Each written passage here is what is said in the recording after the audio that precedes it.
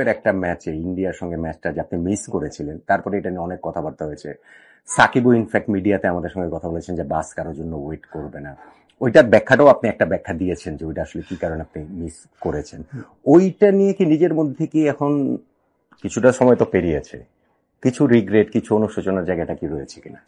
হ্যাঁ, মানে যেগুলা ভুল হয়েছে ওগুলার রিগ্রেট তো অবশ্যই আমি আমার নিজের কাছে রিগ্রেট করেই থাকি। এবং আরেকটা জিনিস হচ্ছে, ওই দিন অনেক খারাপ লাগছিল যে আমার সাথে কেন এমন হইলো। ইন্ডিয়ার সাথে ম্যাচের দিন পিএম এর জায়গায়, মানে এএম এর জায়গায় পিএম দিয়ে দিছিলাম, পরে তো 10 মিনিট লেট হয়ে গেছিল। পরে তো আসলে বাস তো কারোর জন্য থামে না, কিন্তু এটা একটা মিসআন্ডারস্ট্যান্ডিং হয়েছিল, কারণ বাস তো দুইটা থাকে। ওয়েস্ট ইন্ডিজে আপনি হয়তো গেছেন, ছোট ছোট বাস থাকে। তো এই বাসের সবাই ভাবছে আমি ওই বাসে, ওই বাসের সবাই ভাবছে আমি এই বাসে।